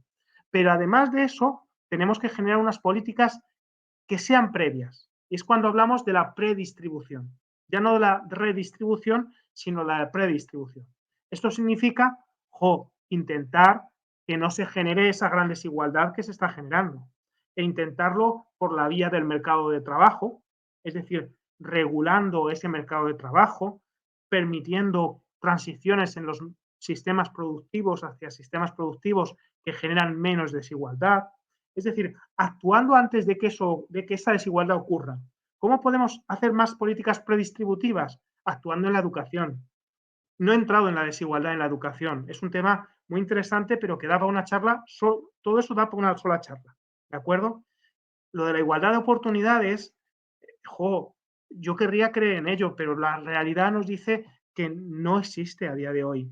A pesar de que se pone énfasis, a pesar de que hay muchos profesionales que luchan cada día por ello, pues estamos en un sistema educativo que no está generando una verdadera igualdad de oportunidades, ¿de acuerdo? Por tanto, hay que seguir manejando y trabajando en educación, en sanidad, en muchos elementos predistributivos que nos van a permitir avanzar hacia una sociedad que genere menos desigualdad. Porque si no, si seguimos avanzando en la desigualdad, nunca vamos a tener suficientes recursos, aunque los orientemos bien, para corregir esa situación solo con políticas redistributivas. Muy bien. Están Juan, Carlos y Joséchu. Juan. Hola. Bueno, primero, pues muchas gracias, Raúl, la verdad, porque estaba siendo muy interesante todo lo que nos estabas comentando, ¿no? Y bueno, la intervención que yo tenía era un poco para incidir justamente en esto que estamos comentando ahora, ¿no? A mí me ha resultado muy interesante cuando has comentado que la desigualdad aumenta tremendamente en los momentos recesivos, pero que luego, en cambio, en los momentos expansivos no se reduce tanto. Con lo cual se está de alguna manera generando un aumento de la desigualdad que es estructural, porque hay capas que están permanentemente en esa exclusión, en esa marginación social, ¿no? Entonces, claro, partimos de esa desigualdad estructural y ahí es necesario combatirla y tenemos que dar respuesta a ella, ¿no? Esas respuestas entendemos que tienen que ser políticas, ¿no? Porque claro, es muy importante lo que has comentado ahora. Es importante superar esa desigualdad de partida, ¿no? Incidiendo en los salarios dignos, en trabajos estables, en la educación inclusiva, en el impulso de la formación, en apoyo psicosocial a las personas que lo necesitan, en el apoyo de los cuidados, es lo de la manera predistribución. Y claro, si esa desigualdad de partida se elimina o se reduce, indudablemente es menos necesario luego compensarla, ¿no? Esas ayudas no serán tan necesarias. Y además vemos que las ayudas además no están bien dirigidas, que es otro tema, ¿no? Entonces, claro, aquí tenemos un reto crucial como sociedad y tenemos que ver qué sociedad queremos. Y en ese sentido, claro, tenemos que dar una respuesta que intente de alguna manera cubrir o limitar o incidir en las causas de la desigualdad. Y nos tenemos que preguntar, como sociedad, qué políticas han favorecido el aumento de la desigualdad y de la polarización social. Nosotros desde aquí siempre hemos denunciado las políticas neoliberales en los últimos 50 años, de los años 80, pues que han favorecido indudablemente esta polarización social, ¿no? Entonces, si no incidimos, como tú comentas muy bien, en este cambio de dichas políticas, pues por otras diferentes, indudablemente por las brechas sociales van a seguir aumentando, como nos has comentado muy bien en la charla, ¿no? Con los datos que has puesto sobre la mesa. Nada, es un comentario que ha venido a redundar en lo que ya hemos comentado ahora mismo. Pues muy, muy de acuerdo y muy interesante, Juan. No puedo cambiar ni una coma en lo que has dicho. Sí que querría añadir algo más. No solamente tenemos que hacer una transformación de las políticas, sino que creo que paralela o incluso previamente tenemos que hacer una transformación de los valores. Es decir, esas políticas ganan votos gracias a una evolución en los valores sociales que se ha producido. Si los valores sociales estuvieran por otro lado, esas políticas no tendrían sentido, no tendrían cabida. Claro, sin embargo, estamos en unos valores de individualismo, de competitividad, estamos en unos valores de autorreferencialidad, estamos en unos valores que niegan que la evolución humana se ha conseguido gracias a la cooperación, a la colaboración.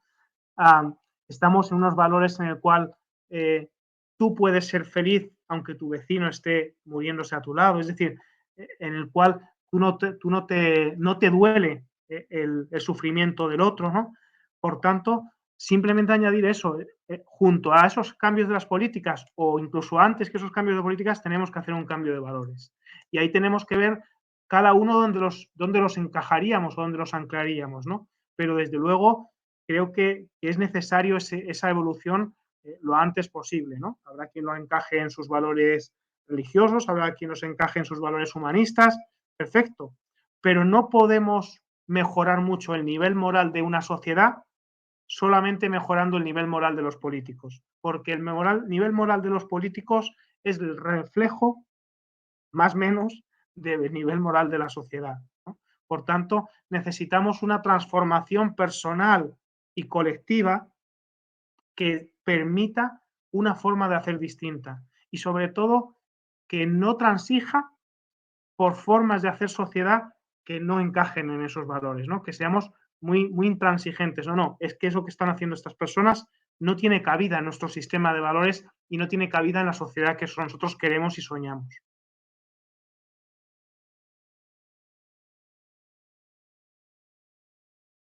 Carlos, tiene la palabra.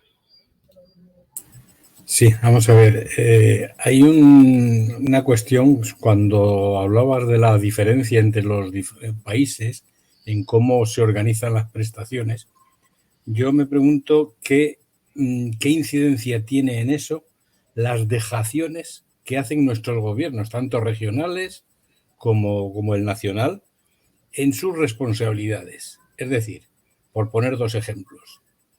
Por un lado,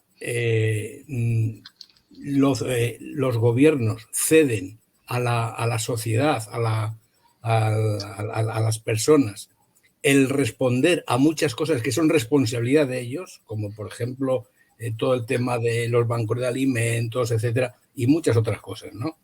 O nos encontramos con gobiernos que, por ejemplo, en el caso de la juventud, que es otro gran marginado en este momento, o sea, la juventud, les dice que para ellos movilidad exterior y en todo caso que la Virgen del Rocío les eche un capote. O sea, vamos a ver, o sea, realmente esa dejación que están haciendo nuestros gobiernos no incide en esa diferencia tan grande que había en las prestaciones de unos países y otros.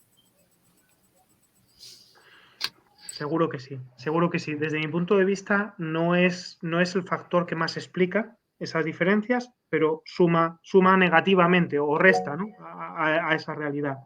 Hay un elemento que comentabas que yo creo que es importante y que desde mi punto de vista es crucial, y es no perder de vista que quien tiene que garantizar los derechos son los estados, son las administraciones, ¿no?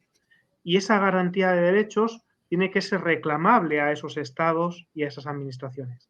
Esto no quita para nada que tiene que haber una sociedad civil organizada que actúe de manera subsidiaria, que actúe de manera complementaria, que construya elementos que no se pueden hacer desde el Estado y que también sirva para ayudar a las personas que lo están pasando mal, ¿no? Pero siempre desde esa diferenciación, ¿no? De que no le corresponde a ninguna entidad garantizar el derecho a la vivienda o garantizar el derecho a la alimentación, sino que esos son derechos que debe garantizar el Estado. Y el resto de la sociedad civil lo que tiene que hacer es tener claro que no existe una sociedad buena sin el trabajo de todos los ciudadanos, que no podemos delegar en el Estado que ellos lo hagan todo, evidentemente, pero al que decir que le tenemos que exigir que se garanticen esos derechos de una manera taxativa, ¿no? Hay dejación de los diferentes niveles de gobernanza a muchos niveles. Hay veces que hay dejación en niveles tan simples como que tenemos un dinero que hay que gastar y que no se gasta a tiempo y que hay que devolver. Y esto se produce todos los años en muchas de las administraciones y en las administraciones autonómicas de manera reiterada en muchas veces, ¿no? Y bueno, pues es increíble que esto siga ocurriendo en estos momentos. Pero además ocurre que cuando miramos cuáles son las partidas presupuestarias que a veces se dejan de devolver, muchas de ellas están relacionadas con población vulnerable. Muchas de ellas tendrían una utilidad muy importante si las orientáramos hacia la población vulnerable y sin embargo no se hace. Joséchu y luego Gonzalo. A ver, sí. Bueno, yo quería hacer un poquito hincapié en lo que es en el tema de la brecha generacional. Me he fijado en ello porque, bueno, me parece que en las indicaciones que mandabais para los documentos, pues pedíais que se enviase, se hiciese especial hincapié en el capítulo 4, me parece que era la brecha generacional. Y yo es lo que me he leído porque los 500 y pico páginas del informe FOESA era demasiado. Entonces, me voy a centrar en la brecha generacional. Primero, para mí, hay una brecha generacional de la cual, en parte, no me siento responsable individualmente, pero sí como sociedad. Es decir, porque le dejamos a las nuevas generaciones, le dejamos una herencia generacional con una deuda pública que ahora mismo está en el 125%. que ha pasado del 40% al 125%. Eso de momento nosotros no somos conscientes. Parece muy bien, los intereses están baratos, bueno, pues nos endeudamos. No nos estamos endeudando nosotros. Se están endeudando nuestros hijos y nuestros nietos. Porque esa deuda y los intereses le van a tener que pagar ellos. Y lo van a tener que pagar vía impuestos o vía recortes en los servicios sociales. Entonces eso a mí, la verdad, es que me preocupa y mucho. En otro aspecto, pues en la cuestión del bienestar, los indicadores del bienestar. Bueno, yo pienso que el bienestar es algo que no es cuantificable numéricamente por un indicador monetario, o sea, como puede ser el PIB per cápita, ¿no? O bueno, no digamos ya el índice de Gini, que es un porcentaje que no dice nada, ¿no? Estos indicadores son solamente una media aritmética y dependen de los precios de cada sitio. Lo que yo no sé es por qué no se generaliza más la utilización de indicadores que podrían ser socioeconómicos y, digamos, por decirlo así, multivariables, ¿no? De acceso a bienes concretos. O sea, porcentaje de acceso a la vivienda o a la educación en sus distintos niveles, o a la sanidad. Eso sería mucho más indicativo que el PIB per cápita, que es solamente una media aritmética, donde si uno gana mucho y otro no gana nada, pues lo que sale ahí, el PIB per cápita, es que cada uno gana la media aritmética. Y luego, entonces, en ese sentido, por último, pues hablando del acceso a un bien concreto y sustancial como es el de la vivienda, pues mis 78 años de vida son ya una serie temporal para la medida de la tendencia a la desigualdad. No de la desigualdad puntual, sino de la tendencia. Nosotros, cuando nos casamos en el año, pongo siempre el mismo ejemplo, pero a lo mejor alguno me lo habéis oído, pero es que para mí es significativo. Cuando Charo y yo nos casamos en el año 72, pero en el 69, al año 72, es decir, con 2 años de experiencia mía profesional, o sea, que era un aprendiz, como ahora lo que sería un millennial ahora, pues entonces, un poquito más, vamos, compramos un piso aquí en el barrio del Pilar, que nos costó entonces, me parece que eran entre 400 y 500.000 pesetas. 400.000 o 500.000 pesetas. Eso eran 2 anualidades de lo que yo ganaba entonces. Yo entonces ganaba unas 18.000 o 20.000 pesetas al mes. Pues eso eran 2 anualidades mías. Entonces mi pregunta es la siguiente.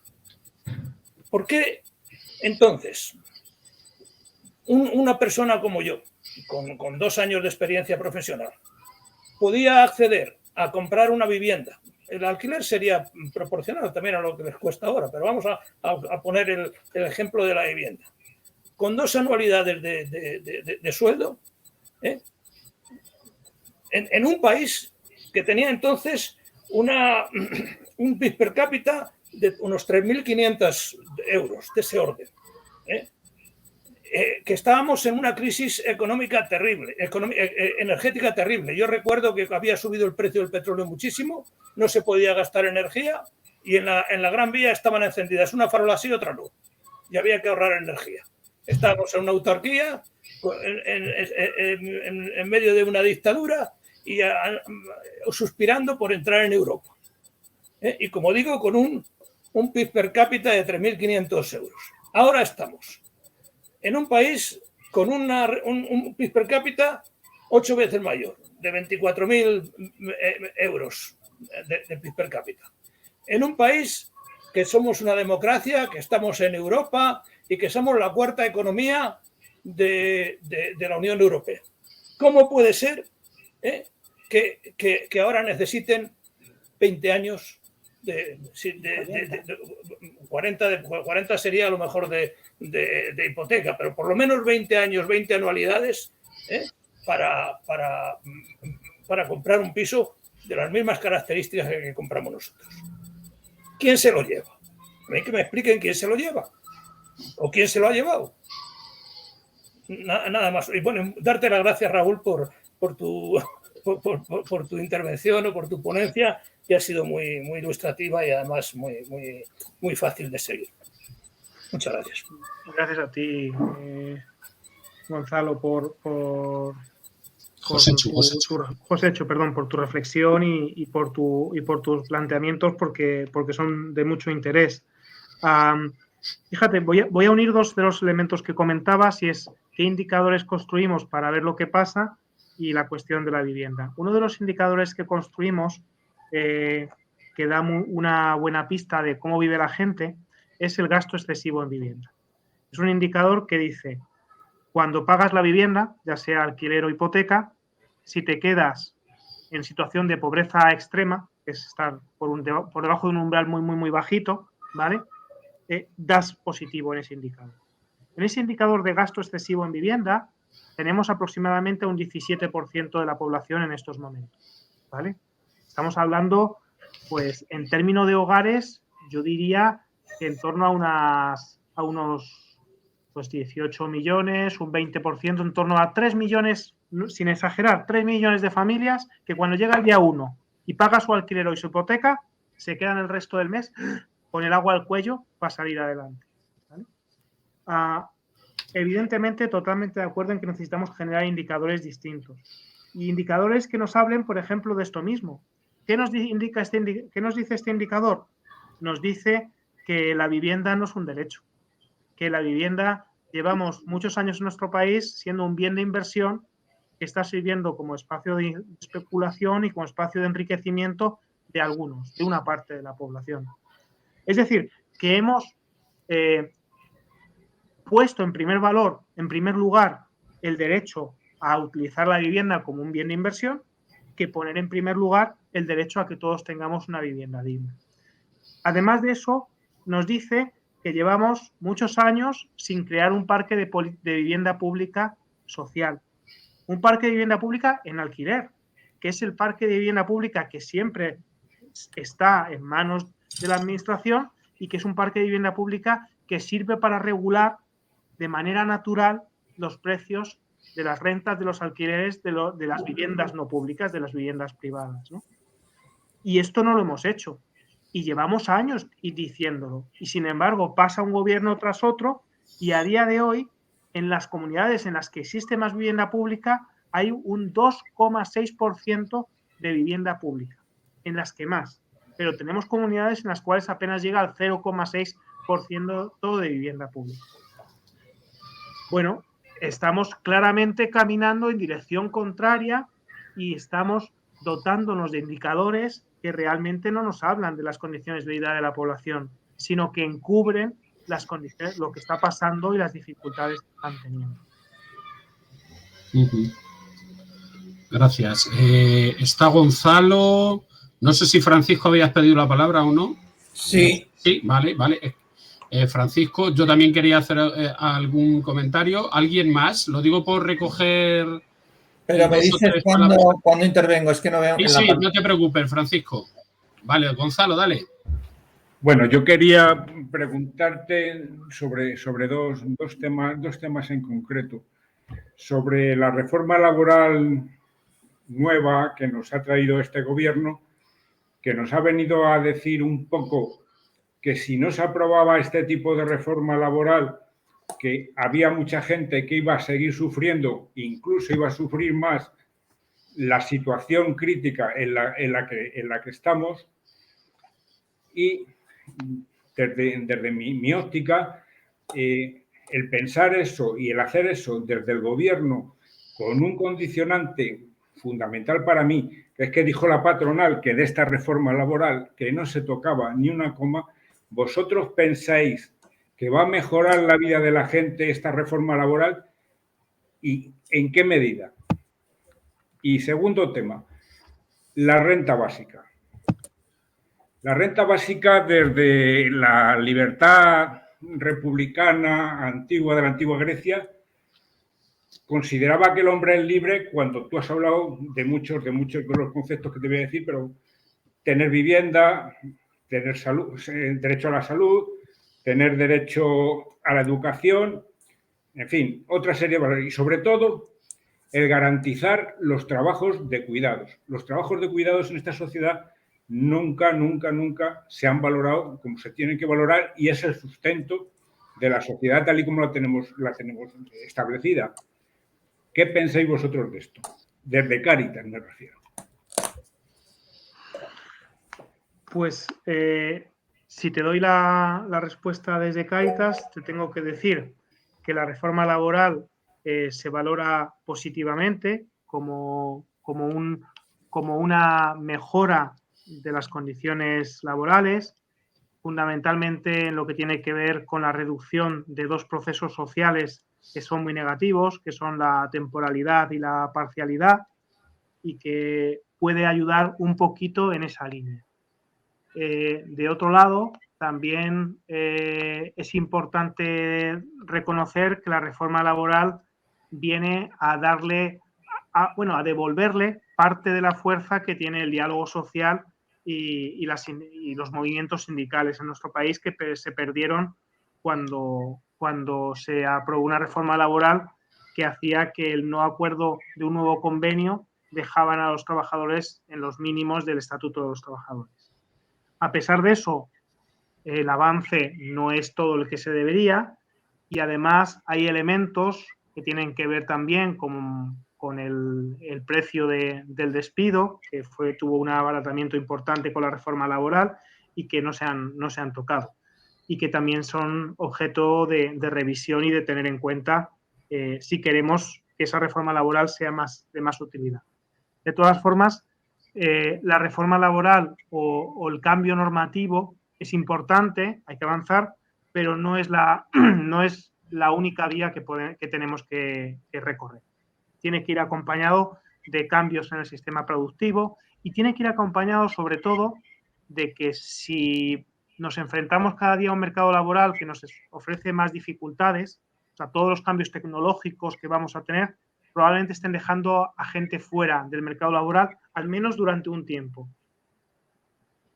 Si ese cambio de modelo productivo no es algo que podamos hacer de hoy para mañana, tenemos que tener unas políticas que pueden ir por el lado de la renta básica o pueden ir por muchos de los esquemas de protección de reingresos de rentas mínimas que aseguren que tus derechos no dependan de un trabajo, que aseguren que tus derechos no dependan de un mercado laboral, ¿no? Que esa ciudadanía esté asegurada más allá de cuál es la relación con el mercado laboral. Y respecto a cómo se sitúa Cáritas en cuanto a esa protección de los ingresos, nosotros valoramos todas las propuestas que hay encima de la mesa que tratan de proteger a los pobres, que tratan de proteger a las personas que menos ingresos tienen.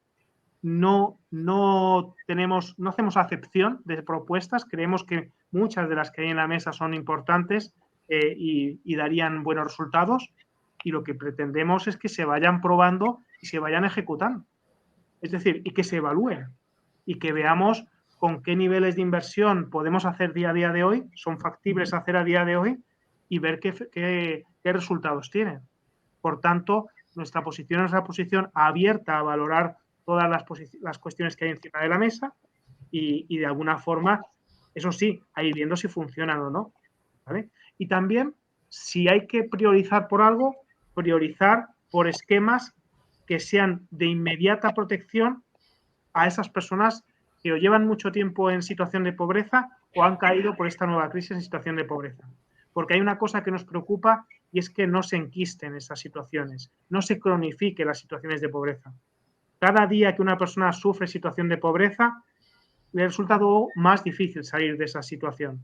Tiene efectos importantes no solamente sobre su economía, tiene efectos sobre su persona, sobre su bienestar psicológico. Ya no digo cuando hay familias y hay niños. Estamos creando heridas que van a tener, bueno, su desarrollo también en la etapa adulta, ¿no? Pero bueno, este es un tema que nos metemos en otra cuestión y quizás para otro día. Pero muchas gracias por la reflexión porque me ha permitido también compartir estos elementos, ¿no? Francisco, tienes la palabra. Yo quería preguntar si la vivienda se ha incentivado mucho como el alquiler, ¿no? Se habla mucho del alquiler, pero no se habla de tener la propia vivienda. como vivienda de protección oficial, que creo que ha ido desapareciendo, según creo, y que sería mucho más necesaria que la vivienda por alquiler y por la incisión que hacen los gobiernos por la vivienda por alquiler, ¿no?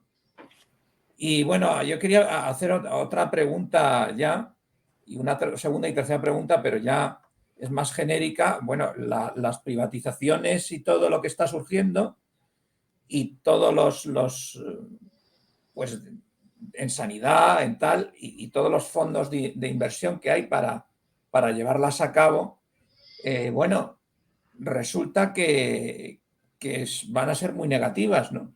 Van a ser muy negativas para el aumento de la pobreza. Y además, la reducción de impuestos de la que hablan, pues también va a ser, digo yo que será muy negativa. Cuanto menos se dé, lógicamente, menos hay. Eso lo dicen grandes economistas. Y luego, la tercera cuestión es la guerra, por supuesto, que hay ahora mismo, que va a afectar, desde luego, a los sectores más pobres también, porque en principio el aumento de la electricidad que ya se iba dando, y en fin. Pero bueno, yo te quería preguntar sobre todo sobre la vivienda, sobre esta cuestión de la vivienda, que se haga vivienda pública, ¿no? Si se está haciendo y que sería lo mejor, en vez de vivienda de alquiler. Muchas gracias, Javier, por la reflexión y por las consultas. España ha sido la escasa política de vivienda que ha tenido nuestro país, ha sido una política de vivienda más hacia la propiedad que hacia el alquiler. Así ha sido en los últimos 35, 40 años. Insisto en que ha sido una política muy escasa, ¿eh? O sea, que no tenemos un esquema como otros países en los cuales se ha invertido mucho. Y lo que nos dicen los análisis es que esa inversión en vivienda pública ha sido interesante y beneficiosa para la primera generación, pero luego también se ha convertido en un elemento de inversión y de intercambio y de generación de beneficios en una segunda generación. Por tanto, han dejado de estar al servicio del conjunto de la sociedad, y ha habido personas que han hecho negocio también con esa vivienda en propiedad. Los esquemas a los que miramos y vemos como mucho más eficaces tienen que ver con esquemas de muchos países europeos, donde la vivienda, al ser en alquiler y ese alquiler estar sujeto a la cantidad de ingresos que tienen las familias, es una vivienda que no supone un esfuerzo económico importante para la familia, que ayuda a regular el precio del alquiler de las viviendas privadas, y que cuando las familias dejan de necesitarlo, acceden a otras viviendas de razón libre, y siempre hay una vivienda disponible para ofrecer alternativas habitacionales a la población que en ese momento las necesita.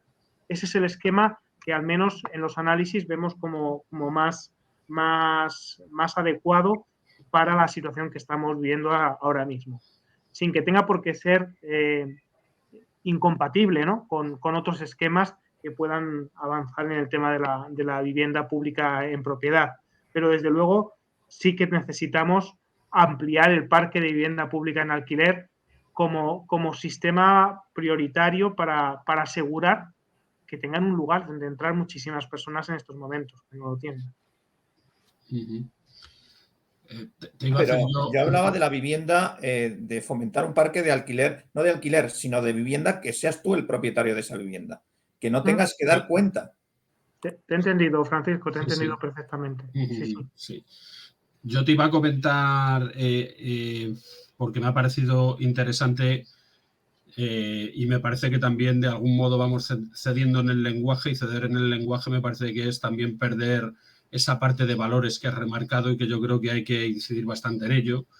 Eso de sustituir al interés general y el bien común, y cómo hemos hecho un proceso de una sociedad para mayorías y de una política que muchas veces se construye a golpe de encuesta, y encuesta vuelve a ser mayoría.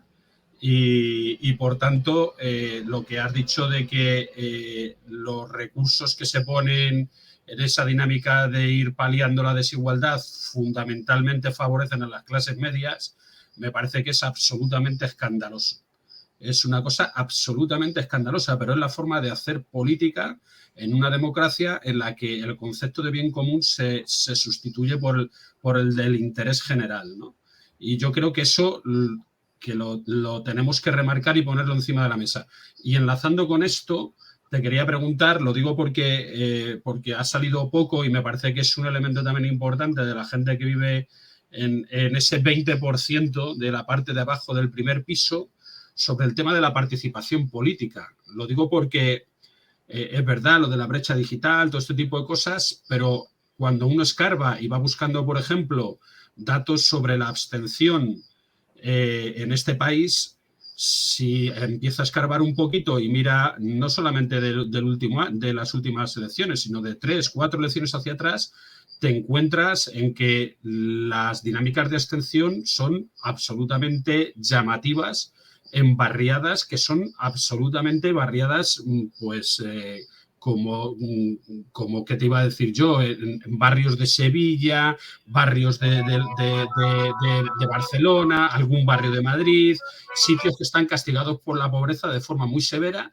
y resulta que precisamente son esas gentes, esas barriadas donde se producen las mayores desafecciones de participación política. Entonces lo digo por poner esto también encima de la mesa, porque me parece que aquí se nos va el calificativo de democracia a cualquier cosa, y resulta que este tipo de cosas son las que deberían realmente ser sustantivas para poder hablar de democracia. De acuerdo. No sé si hay alguna pregunta más o alguna intervención más. Lo digo más que nada por si queréis que hagamos ya y podamos hacer una respuesta de cierre, porque nos acercamos a las 9 para cumplir también con ese horario.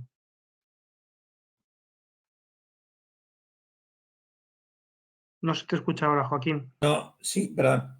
Yo quería intervenir. No, No, pero es que me ha parecido... Francisco, es que me parece que había otra persona que estaba, no sé si era José Chu, ¿eres tú quien ha pedido la palabra? Alguien que me aparece como... Sí, soy yo. Era una cosa muy cortita, nada pues más. añádela, porfa, y ya hace la contestación global. No, bueno, es simplemente un apéndice, un detalle sobre, porque yo he terminado un poco mi intervención anterior diciendo a ver que quién se lo llevaba eso, ¿no? Y entonces creo que yo comprendo la distribución por estratos sociales que nos ha hecho Raúl, de un 32 millones que son la sociedad, digamos, con oportunidades, luego la insegura, la estancada y la expulsada, ¿no? Eso, digamos, es una distribución que lógicamente es lógica en Cáritas, que tiene una gran parte de su actividad que es asistencial y que además es muy encomiable, pues está bien, ¿no? Pero quiero decir que esa distribución no nos indica bien quién se lo lleva, que es lo que yo preguntaba. Y que quién se lo lleva es que en esos 32 millones de la sociedad de oportunidades, ahí está metida toda una clase media, que estaría en el mismo capítulo que toda una sociedad opulenta, que puede ser el 10%, puede ser a lo mejor 3 millones de personas, o el 10% de la sociedad, ¿no? Entonces, ahora la cuestión es que si incluso esa clase media va empeorando cada vez sus condiciones de vida y su estado de bienestar, pues entonces lo que está ocurriendo es que realmente el dinero se está acumulando en esa clase opulenta, en ese 10% opulento. A costa, por supuesto, de todos, a costa de los más pobres, de ese 50% a los que nunca les llega nada, ¿no? Pero también un poco, aparte de la clase media, ¿no? Y así tenemos, pues, esos trabajadores pobres con sueldos que le dan justo para vivir y apenas nada para ahorrar, ¿no? Entonces, simplemente decirle a Raúl que desde un punto de vista, digamos, un poco más genérico, económico, no sé, habría que matizar un poquito esa distribución, nada más, pero por lo demás entiendo que el foco de FOESA esté en la parte asistencial.